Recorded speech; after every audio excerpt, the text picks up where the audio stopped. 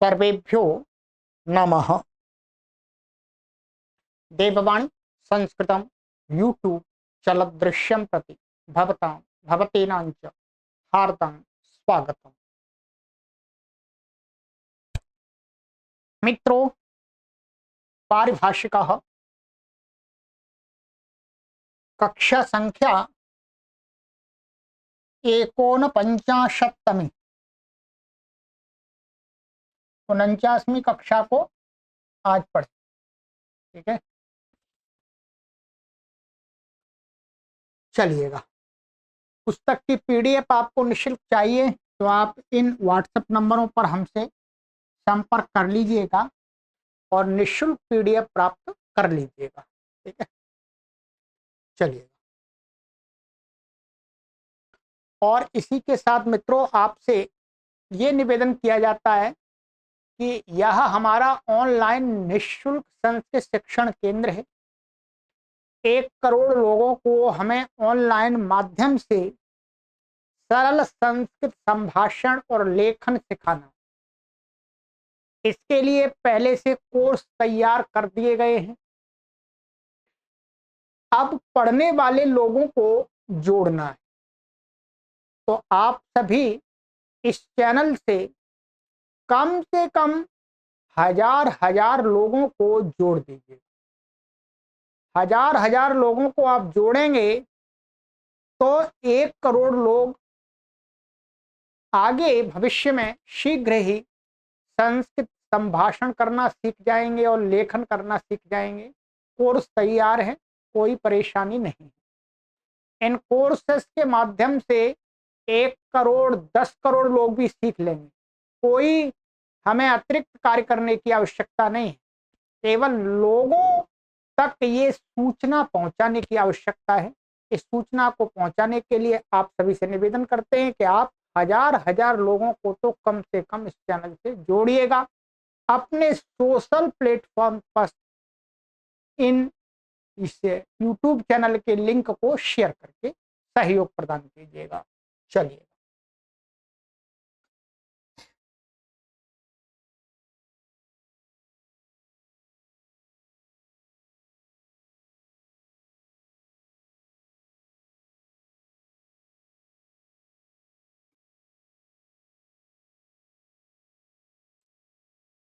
गत कक्षा में मैंने आपको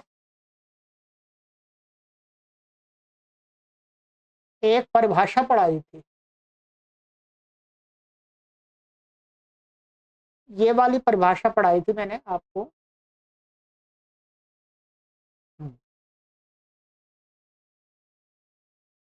सूत्रे लिंग वचनम तंत्रम। ठीक है, एक ही परिभाषा हम पढ़ पाए थे। ठीक है, थोड़ी बड़ी थी। चलिएगा, आज की परिभाषा भी थोड़ी बड़ी है, एक परिभाषा ही हो पाएगी, कोशिश करेंगे।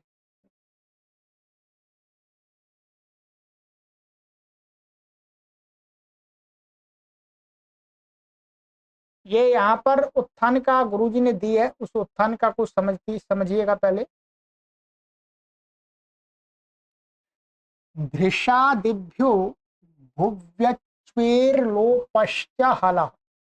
ये सूत्र है, तीसरे अध्याय के प्रथम पाद का 12वां सूत्र है। ठीक है,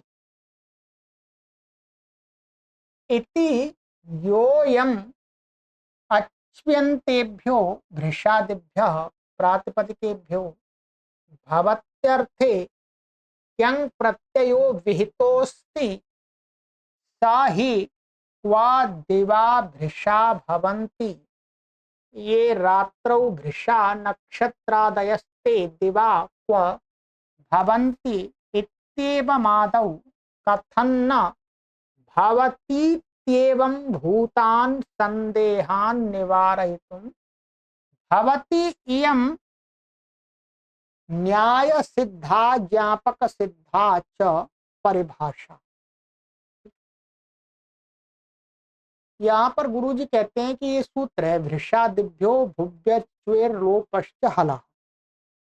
ये सूत्र आपके पास में प्रथमावृत्ति होगी, उसमें एक बार अवश्य देखिएगा। ठीक है, मैं आपको इसका अर्थ यहाँ पर पढ़ के बताता हूँ। ये हमने अष्टाध्यायी भाष्य में आपको पढ़ा दिया था। ये संख्या हमारी 12 है इसकी।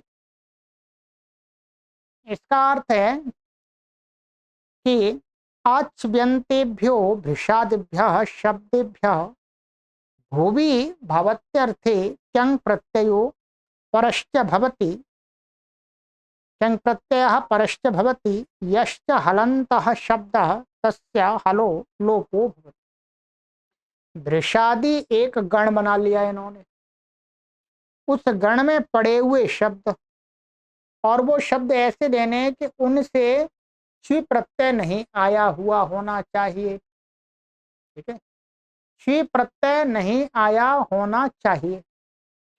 और तो ऐसे शब्दों से, भृषादि शब्दों से भवती मन होता है, इस अर्थ में क्यंग प्रत्यय होता है। ठीक है, साथ में यदि भृषादि गण के अंदर कोई हलंत शब्द है, इसके अंत में व्यंजन है, तो उस व्यंजन के व्यंजन का लोप भी हो जाए। बस इतना इसमें कहा है। ठीक? अब वही बात यहाँ पर गुरुजी ने कही कि इस सूत्र से जो यह अच्व्यंत माने जो च्वंत नहीं है, ऐसे भृषादि प्रातिपदिकों से भवती अर्थ में किंग प्रत्यय का विधान किया है। बेतो अस्ति। अब यहाँ पर एक उदाहरण है, स ही मन वह प्रत्यय व दिवा भृषा भवंती। इसमें ये एक वाक्य क्व दिवा भृषा भवंती, इसका पूरा अर्थ यहां दिया है। क्या है? ये रात्रौ भृषा नक्षत्रादयः ते दिवा क्व भवंती।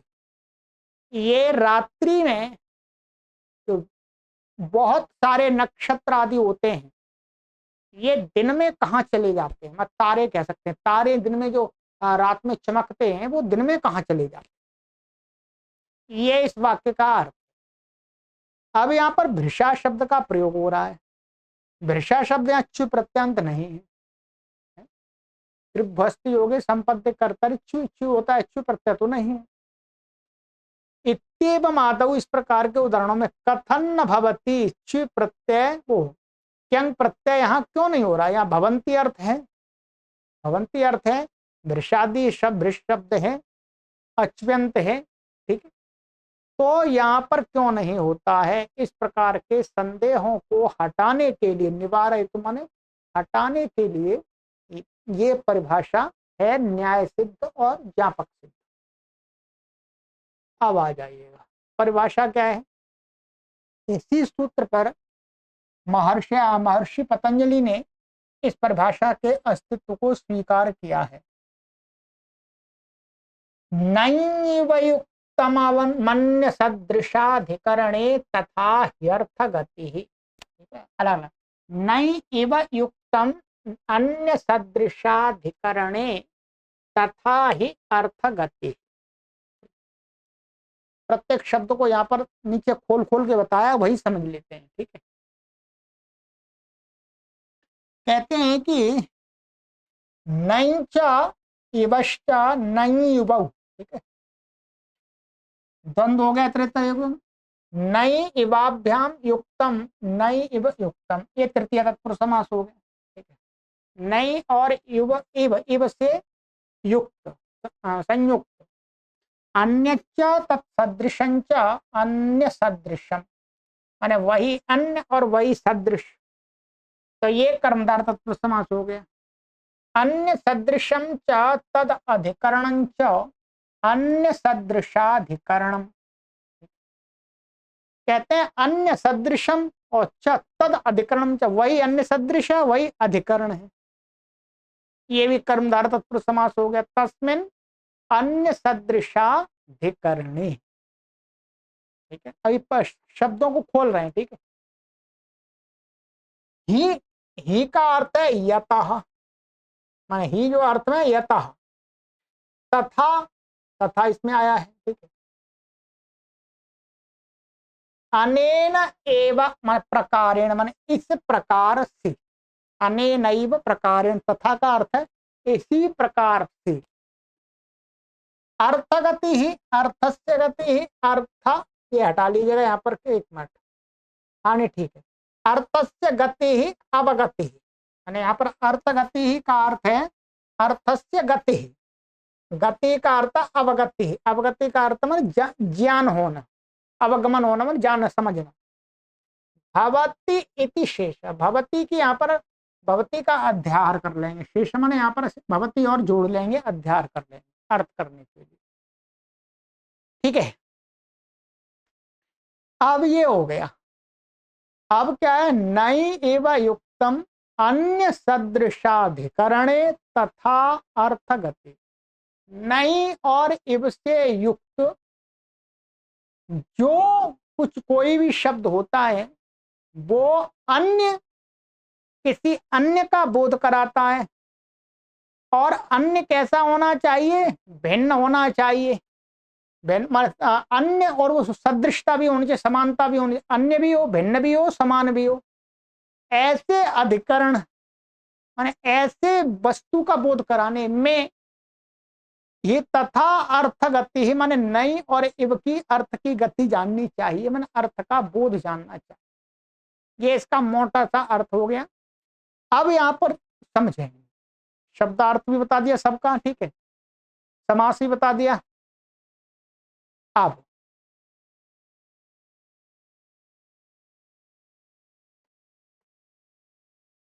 नई युक्तम पदम इव युक्तम पदम यत् पदम तत् स्वस्मात् भिन्नस्य तथापि सदृशस्य अर्थस्य बोधकम भवति। ये परिभाषा का अर्थ हो पूरी का, कि नई से युक्त कोई पद हो अथवा इव से युक्त जो कोई पद हो, वो पद क्या है, अपने से भिन्न का बोध कराता है, अपने से भिन्न का बोध कराता, ध्यान रखेंगे, जिसका निषेध करते हैं उससे भिन्न का बोध कराता है, तथा और जहां समानता दिखाई जाती है उससे भिन्न। ठीक है, मेरे समान तो मैं नहीं होऊंगा, मेरे से भिन्न होगा कोई, इव अर्थ में। तथापि फिर भी सदृशस्य अर्थस्य बोधकम भवति, भिन्न तो हो परंतु सदृश अर्थ की प्रतीति होती है। नई का अर्थ केवल भिन्न नहीं होता, नई का अर्थ भिन्न के साथ में सदृशता भी होती है, अकेला भिन्न नहीं चलेगा। वो अभी उदाहरण बता रहे हैं कैसे। लोक में भी हम देखते हैं कि जब हम किसी का निषेध करते हैं तो जिसका निषेध करते हैं उससे भिन्न का बोध होता है और साथ में उसके समान का भी बोध होता है। ठीक है, जैसे तद यथा कश्चित कंचिदाह हो अब्राह्मणम आनय, कहते हैं कि तद यथात इस प्रकार से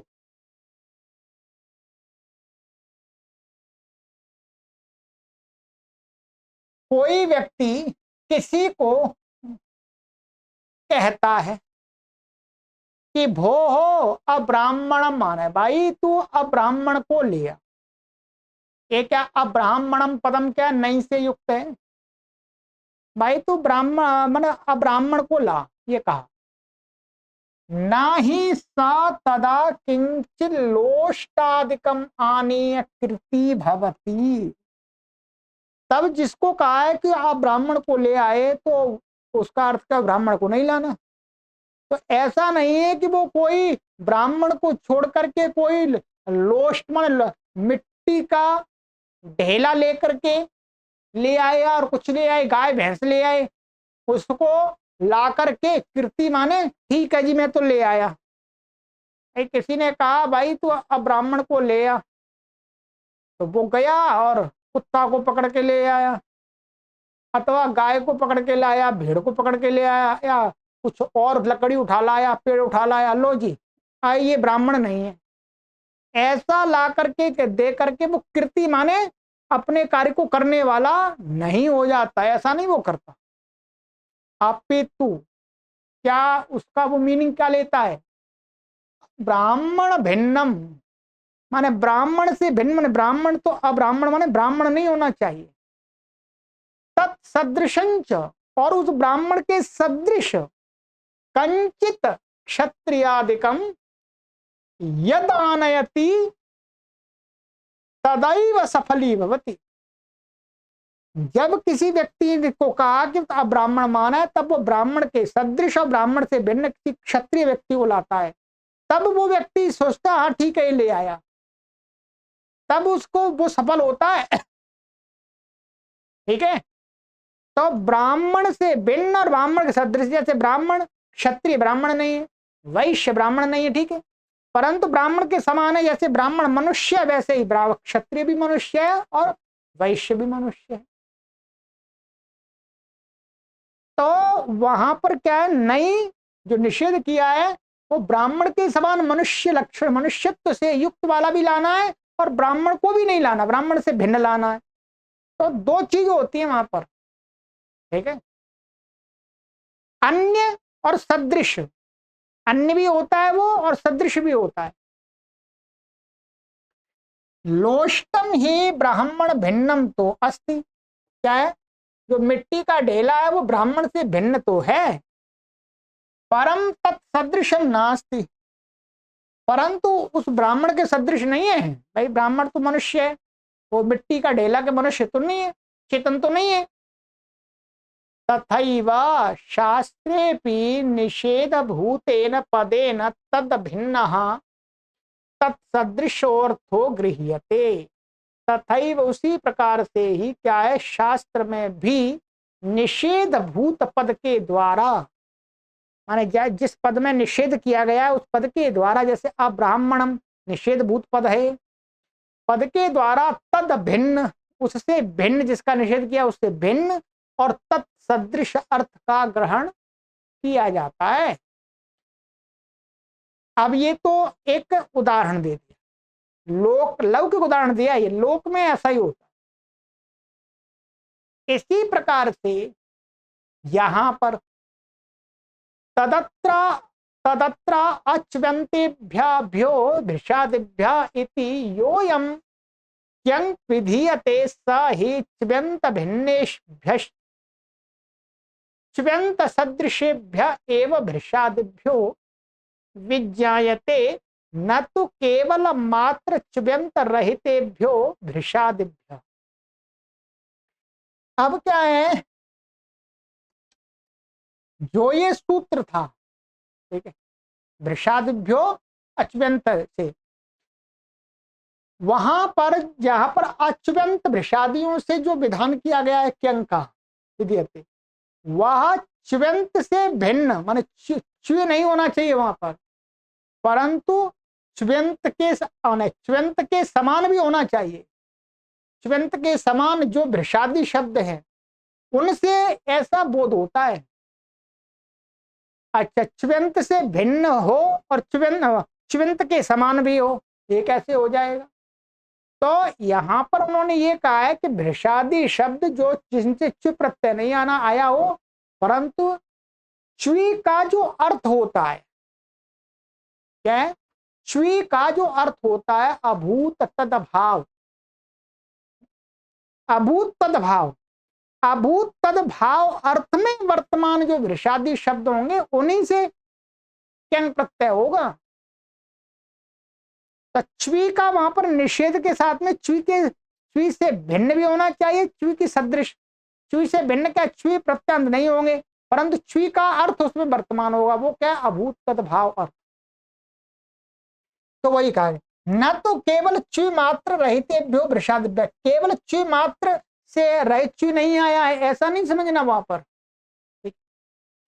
च्वी प्रत्ययश्च अभूत तदभावेर्थे विधीयते, च्वी प्रत्यय क्या, अभूत तदभाव अर्थ में विधान किया गया है, जो नहीं है जैसा उसको वैसा होना, हो जाना। विधीयते इति कृत्वा च्वी प्रत्ययांत रहितेभ्य अभूभ्यो, यहाँ पर भ्यो होगा, या तो संधि नहीं करेंगे, संधि छोड़ दीजिएगा, या विसर्ग रहेगा, ठीक है, माने च्वी प्रत्ययांत रहितेभ्य अभूत तदभाव विषय भूतेभ्य दृशादिभ्य क्यङि सति अभृशो भृशो भवति इति भृशायते इत्येवम् आदयः प्रयोगास्तु सिद्धा भवन्ति। क्या है इस प्रकार से च प्रत्यंत रहित परंतु अभूत तद भाव विषय वाला जो भृषादि शब्दों से चंग प्रत्यय के होने पर क्या होता है, अभृषाः भृषाः भवति, जो अधिक नहीं है वो अधिक होना।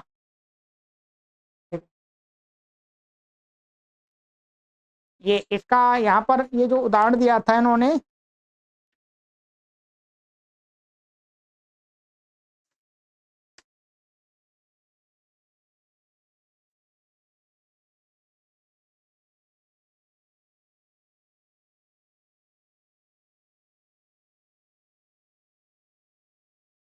ठीक है, जो अधिक नहीं है वो अधिक होना। तो अभृषः भृषः, यहां पर जो भृष शब्द लिया है हमने, जो ये भृषायते में, ये भृष कैसा है, जो पहले कोई चीज अधिक नहीं थी, वो चीज जब अधिक हो गई है तब उसको अधिक कहने वाला भृष शब्द है ये। ठीक है, कैसे मानिएगा, ऐसे मानिएगा, जैसे मैं बता देता हूं, ये है, ये मानिएगा ये एक कोई वस्तु है और ये ठीक है, ये पहले मानिएगा 2 केजी थी, क्या है 2 केजी, अब 2 केजी एक कम है मानिएगा, अधिक नहीं है। अब इसी में हमने 3 केजी और मिला दिया तो ये बन गई है 5 केजी, 5 केजी। अब ये बहुत हो गई, इसको पहले भृष माने बहुत नहीं कह सकते थे, अब इसको बहुत कह रहे हैं अपेक्षा से। तो बहुत शब्द क्या है, किस बहुत के लिए, ऐसा बहुत जो पहले बहुत नहीं था, कम था, उसमें और मिला दिया तो ये हो गया। तो इस प्रकार से हम जब शब्दों को प्रयोग करेंगे भृषादि को, तब यहां पर होगा कि अभृषाः अभृशो भृशो भवति, जो पहले कम था वो अब अधिक हो गया है, तो उस अधिक को कहने वाला जो भृष शब्द है, ठीक है, उससे चंग प्रत्यय होगा तो भृषायते ये बन जाता है। भृषायते का अर्थ होगा कि ये वस्तु पहले कम थी अब अधिक हो गई है, जो पहले अधिक नहीं थी माने कम थी वो अब अधिक हो गई, ऐसा कह सकते, बात वही है।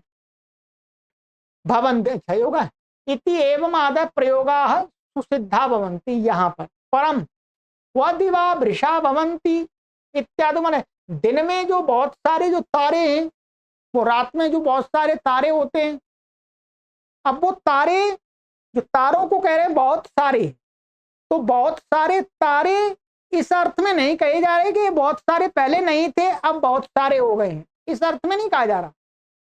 वो तारे तो जितने पहले हैं उतने ही तारों को बहुत सारे तारे कहा जा रहा है, ठीक है। तो यहां पर क्या है, भृष शब्द से च्व्यंत भिन्नत्वेपि, ये भृष शब्द यहां पर च्वी तो नहीं, च्विंत नहीं है, च्विंत से भिन्न है, परंतु अभूत तद भावार्थस्य यह अविद्यमान च्व्यंत सदृशत्वम नास्ति। च्व्यंत से भिन्न होने पर भी इसमें अभूत तद भाव के अर्थ की अविद्यमानता होने से ये च्व्यंत के सदृश नहीं है, इसलिए इसमें च्व प्रत्यय वो क्यंग प्रत्यय नहीं होगा। ये भृष शब्द कैसा है, कम से जो अधिक बना है उसके अर्थ को कहने वाला नहीं है, ये तो पहले से जितना बहुत सारे हैं उसी को कह रहा है भृष, ये समझ लीजिए। यहां पर मानिएगा शाम के 7 बजे मन रात होने वाली रात की शुरुआत में हमें थोड़े तारे दिखे, थोड़ी हमने 10 बजे देखे रात्रि के तो बहुत सारे तारे दिखे।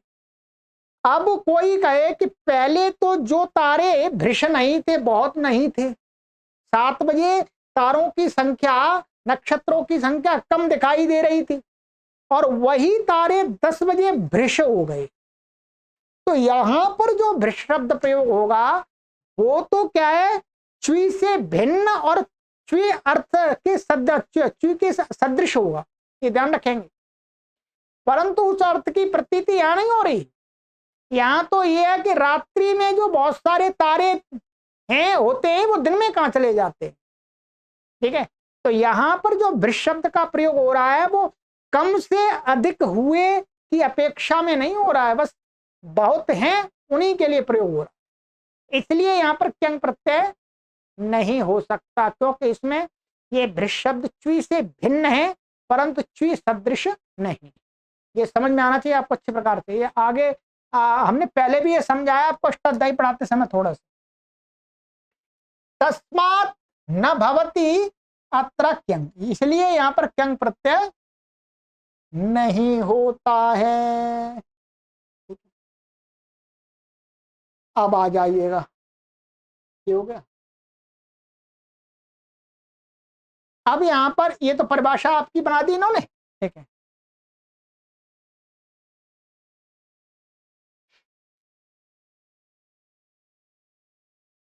अब इसमें थोड़ा सा शंका उठा रहे हैं, अपनी तरफ से ही शंका उठा रहे हैं गुरुजी, उसका भी समाधान कर देंगे। ये शंका पर यहाँ पर इसका उठाने का कोई तात्पर्य मुझे नहीं लगता है, फिर भी आप समझ लीजिएगा। ननु सत्यां ह्यस्यां परिभाषायां छे च इति विहितस्य तुकः तुकश्चा भक्तपक्षे तिङ् तिङः इत्यतिङः उत्तरस्य दधिच्छादयति इत्यत्र तिङो विधीयमानो निघातो न स्यात्। अब ये बात समझनी पड़ेगी आपको, फिर उसमें कोई बात नहीं, मैं तो आपको समझा देता हूँ। यदि आपकी समझ में नहीं आती है तो आपको ये नहीं समझना कि परिभाषा आपको पूरी समझ में आ गई, ठीक है। पीछे वाला भाग मैंने समझाया वो समझ में आएगा, परिभाषा समझ में आएगी। अब ये एक्स्ट्रा नॉलेज दे रहे हैं, कभी कभी एक्स्ट्रा नॉलेज भी थोड़ा आदमी को कंफ्यूज कर देता है, परंतु मैं आपको पहले ही सतर्क कर देता हूँ, कंफ्यूज नहीं होना। यहाँ पर कह रहे हैं कि भाई ये परिभाषा का अस्तित्व है, परिभाषा है। इस परिभाषा के होने पर क्या है, ये छेद जो तुक करता है, इस सूत्र से बेतस्य तुक, तुक कहते हैं अभक्त पक्षी। अभक्त पक्ष में अर्थात वैसे तो आगम जिसको कहे गए होते हैं वो उसी के भाग माने जाते हैं। ये सिद्धांत है कि आगम जिसको कहे जाते हैं उसी के ग्रहण से उनका ग्रहण हो जाता है, परंतु कहीं कहीं पर अभक्त पक्ष भी स्वीकार किया गया, अर्थात जिसको कहे गए उनके कहने से उनका स्वीकार नहीं करते। तो ये अभक्त पक्ष में कह रहे हैं कि जब ऐसा माने कि आगम जिसको होता है वो उसको उसके ग्रहण से उसका ग्रहण नहीं होता है, तो उस पक्ष में इस परिभाषा के अस्तित्व होने पर ये तिंग तिंगा सूत्र है, ये करता है अतिंग से उत्तर तिंग को सर्वानुदात। खूब अच्छे प्रकार से पढ़ाया है। तो अतिंग से भिन्न, अतिंग से उत्तर तिंग पद को सर्वानुदात करता है। इति अतिंग, या अतिंग में अतिंगा उत्तरस्य, अतिंग का अर्थ क्या हो गया, नहीं है इसमें अतिंग में, माने तिंग भिन्न। क्या है, यहां पर भी वही परिभाषा लगेगी। अतिंग माने तिंग भिन्न, तिंग सदृश। तिंग माने तिंग प्रत्यय उसमें नहीं होने चाहिए, परंतु तिंग के सदृश, जैसे तिंग पद होता है वैसे ही दूसरा पद होना चाहिए। तो क्या आता है, सुबंत आता है, सुबंत आता है। अतिंग कहने से सुबंती तो आता है, सुबंत से उत्तर जो पद संज्ञा दो की है, सुबंत की और तिङंत की। तो तिंग भिन्न सुबंत पद क्या होगा, सुबंत होगा। तो यहाँ पर दधिच्छादयति में ये दधि शब्द है और ये छादयति के तिंग है, ये तुक इसको हो गया है, आद्यंत टकितऊ से इसको हो गया दधि को। तो दधि को अब ये अभक्त पक्ष में अर्थात दधि के ग्रहण से, दधि शब्द तो सुबंत है, अब इसको जो कहा हुआ ये तुक है, ये इसका अवयव नहीं माना हमने, अब इस पक्ष को ले लिया, नहीं मानते। उस पक्ष में क्या है, तुक अलग हो गया, छादयति क्रिया हो गया। इत्यत्र यहाँ पर तिंगो विधीयमानो निघातो न स्यात्। तिंग को विधीयमान जो सर्वानुदात्त वो नहीं प्राप्त होता। कैसे? तुकस्तिंग भिन्नत्वेपि तिंग सदृश रूपार्थस्याभावात्।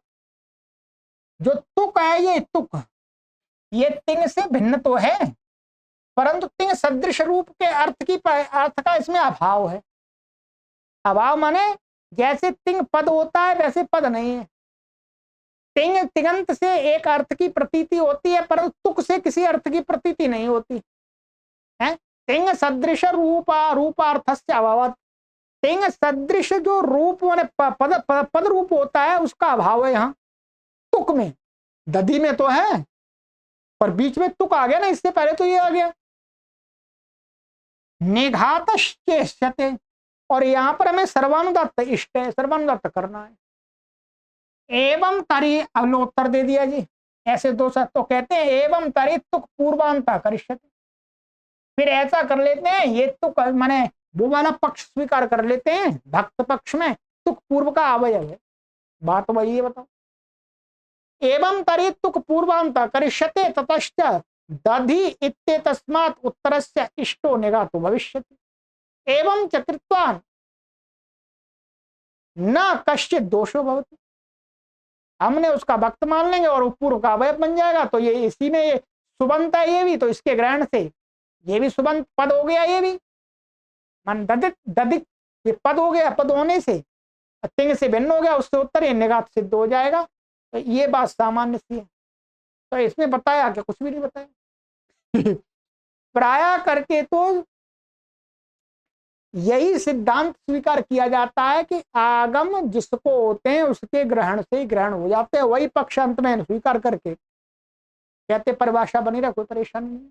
ठीक है, तत्व का पूर्वांता करिष्यते ततश्च दधि इत्येतस्मात् उत्तर से दधि ग्रहण, दधि के कहने से दधि इतने का ग्रहण हो जाएगा।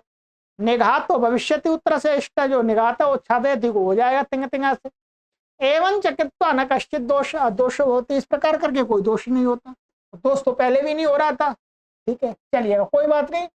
ये वस्तुतावाद से महाभाष्य में ऐसी थोड़ी सी चर्चा की है, वो तो और भी लंबी है, तो उसमें थोड़ा सा रख दिया है, पर इसको मेरे हिसाब से तो यहाँ रखने की कोई आवश्यकता नहीं। चलिएगा, अब आ जाइएगा।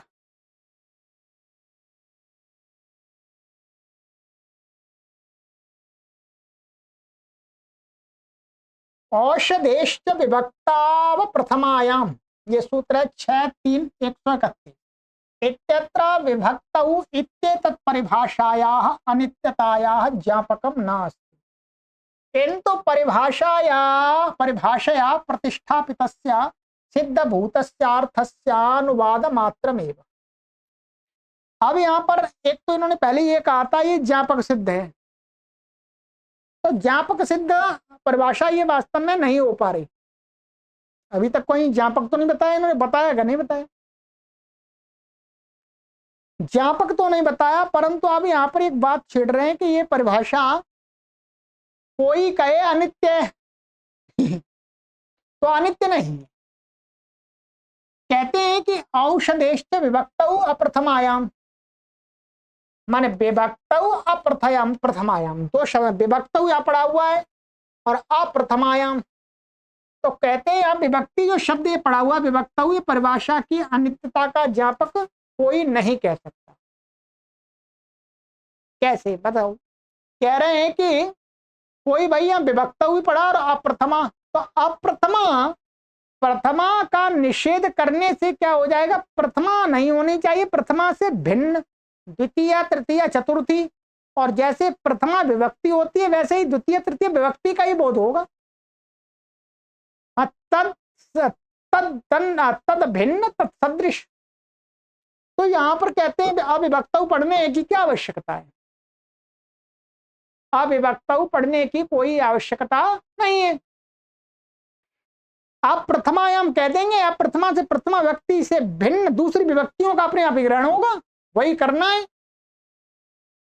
ठीक है, तो कोई कहे यहां पर फिर भी महर्षि पाणिनि ने विभक्तु पढ़ा है, तो अर्थात ये परिभाषा कभी कभी काम नहीं करती है। ऐसा कोई माने, तो यहां पर विभक्त इसलिए पड़ गया कि यहां तो ये परिभाषा काम नहीं कर रही थी, इसलिए विभक्त पढ़ दिया।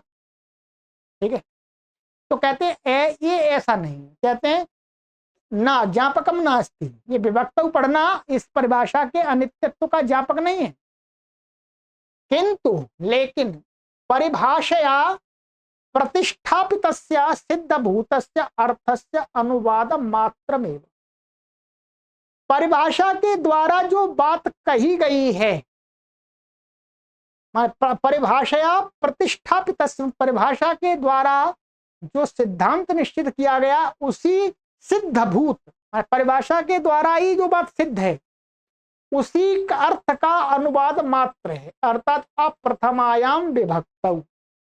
ठीक है, ये विभक्त वास्तव में परिभाषा के ही अर्थ को बता दिया है कि अप्रथमायाम का अर्थ है प्रथमा से भिन्न विभक्ति, यही बात परिभाषा कह रही थी, उसका अनुवाद मात्र कह दिया इन्होंने। ठीक है, नित्यत्वादेव चास्याः परिभाषायाः अकर्तरी चकार के संज्ञायाम इत्यत्र भाष्यकृता के इत्येतस्य वैयर्थ्यम संपादितम। ठीक है, आप क्या कहते हैं, नित्यत्व मानिए परिभाषा नित्य होने के कारण ही, नित्यत्वादेव अस्याः परिभाषा, इस परिभाषा को नित्य माना, इस कारण से ही महर्षि पतंजलि ने भाष्य के अंदर ये सूत्र है अकर्तरी चकार के संज्ञायाम इत्यत्र, इसमें भाष्यकृता महर्षि पतंजलि के द्वारा ये कार के ये जो पद है इसको वैयर्थ संपादन व्यर्थ सिद्ध किया, इसकी कोई आवश्यकता नहीं इसकी कोई आवश्यकता नहीं है, कार के पढ़ने की कोई आवश्यकता नहीं है, ये परिभाषा हमारे पास में है, इस परिभाषा से ही काम करेंगे हैं। क्यों? क्योंकि यहां पर अकर्तरी कह दिया, तो अकर्तरी तो कर्ता क्या होता है, कारक, तो कर्ता से भिन्न माने कर्ता नहीं होना चाहिए पर कर्ता के सदृश होना चाहिए, तो वो क्या होना चाहिए, कारक होना चाहिए। तो कर्म कर्ण संप्रदान अपादान अधिकरण इन्हीं का ग्रहण होगा है। अकर्तरी कथनेन इव कर्तृभिन्ना तत्सदृश कारक इत्ययम अर्थो गृहीष्यत इति तद्भाव। माने अपने आप ही अकर्तरी से कर्ता भिन्न दूसरे कारकों का ग्रहण हो जाएगा, वही करना है, कारके को व्यर्थ ठहरा दिया इस परिभाषा को नित्य मान करके महर्षि पतंजलि यहाँ पर यदि कारक को व्यर्थ नहीं ठहराते तो ये परिभाषा नित्य मानी जाती। अब यहाँ पर कहीं पर भी ज्ञापक तो नहीं निकाला, ये ज्ञापक सिद्ध परिभाषा है भी नहीं, ये यहाँ पर मैंने आपको शुरू में इसलिए नहीं बताया, आप कंफ्यूज हो जाएंगे, ये ज्ञापक सिद्ध परिभाषा नहीं है, ध्यान रखेंगे, ये एक न्याय सिद्ध परिभाषा तो हो गई थी पर ज्ञापक सिद्ध परिभाषा ये नहीं है, वास्तव में वो गलत लिखा है। अब कहीं ज्ञापक बताया हो तो बता दीजिएगा, नहीं बताया ना, कहीं नहीं बताया। न्याय सिद्ध है, लौकिक न्याय सिद्ध है, जैसे अब्राह्मणम आनय अर्थात ब्राह्मण के समान।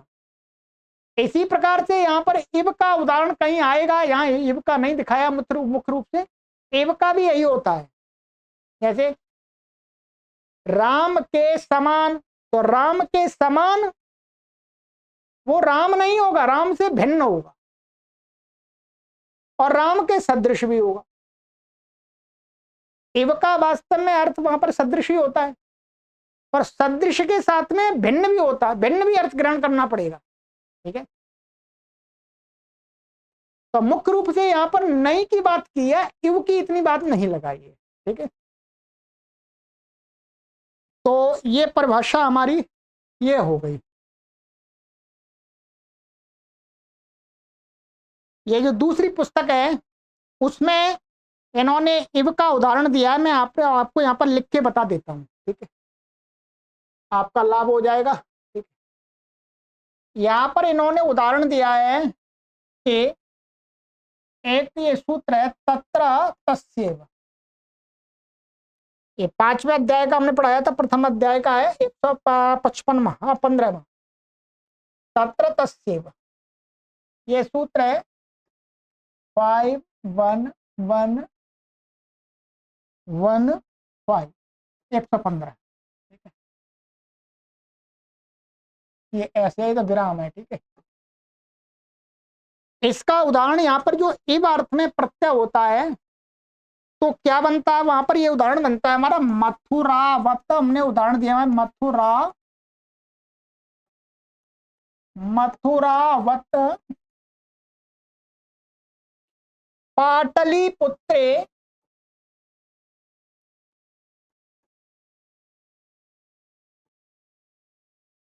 प्राकाराः।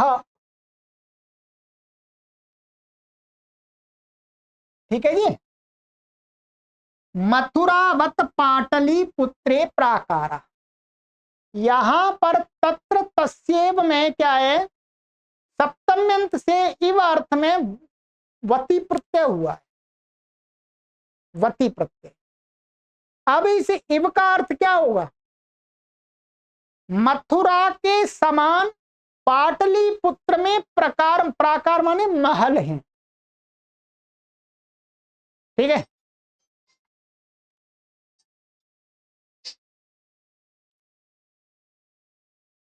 तो यहां पर मथुरा बत से क्या है, मथुरा में जिस प्रकार के प्राकार हैं उसी प्रकार के प्राकारों पाटलिपुत्र में हैं, परंतु मथुरा वाले प्राकार से पाटलिपुत्र के भिन्न भी हैं और सदृश भी हैं।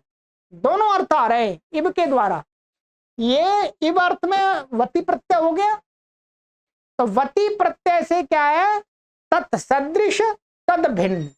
ये मथुरावत प्राकाराः पाटलिपुत्री, पाटलिपुत्र के जो प्राकार हैं उन प्राकारों को ये मथुरावत शब्द कह रहा है। अब ये मथुरा में जो प्राकार हैं उनको नहीं कह रहा, मथुरा में जो प्राकार है उनसे भिन्न पाटलिपुत्र के, परंतु मथुरा में जैसे उनके समान हैं। तो यहां पर भी इव का अर्थ क्या है, भिन्न और सदृश दोनों लेना होता है। ये अब क्लियर हो गया आपको। इव का भी उदाहरण इसी प्रकार से हमें समझ लेना चाहिए, इसमें नहीं दिया था पुस्तक में, कोई बात नहीं। ठीक है, चलिएगा। तो ये हो गया, ये ज्ञापक सिद्ध परिभाषा नहीं है। ठीक है, ये न्याय सिद्ध हो गई आपकी, उसको कट कर लीजिएगा, हटा लीजिएगा। अब अगली परिभाषा हमारे लिए बहुत महत्वपूर्ण है। इस परिभाषा को हमने आपको अष्टाध्यायी भाष्य पढ़ाते समय भी आपको थोड़ा सा समझाया था, का प्रयोग भी किया था, इसलिए बहुत महत्वपूर्ण है, परंतु आपको समझ में आसानी से आ जाएगी, सरलता से आ जाएगी, कोई परेशानी नहीं होगी। ठीक है, चलिएगा। तो अब आगे की कक्षा में मिलते हैं मित्रों। एक परिभाषा ही हो पाएगी, एक ही हो पाएगी, अगली कक्षा में भी एक ही हो पाएगी, क्योंकि ये थोड़ा इसका जो विषय बड़ा है, सामग्री अधिक है। ठीक है, फिर आगे बहुत महत्वपूर्ण परिभाषाएं आ रही हैं। ठीक है, और सरल भी है। ठीक है, आनंद आ रहा मित्रों। आपने कभी सोचा भी नहीं होगा कि आपको ये ग्रंथ पढ़ने को मिल जाएगा, आपको पढ़ने को मिल गया। तो विश्वविद्यालय में जो एमए या आचार्य के विद्यार्थी होते हैं, वो इसको एक बार अवश्य पढ़ लें। वहां पर ये ग्रंथ नहीं पढ़ाया जाता, परिभाषाएं नहीं पढ़ाई जाती, ध्यान रखेंगे। पढ़ाई जाती है तो कुछ 2, 4, 5 परिभाषाओं को कभी प्रसंग आता है तो पढ़ा देते हैं, मोटा मोटा हल्का सा। या आप सभी के लिए मैंने एक अवसर उत्पन्न किया है पढ़ने के लिए। ठीक है, चलिए, सर्वेभ्यो नमः।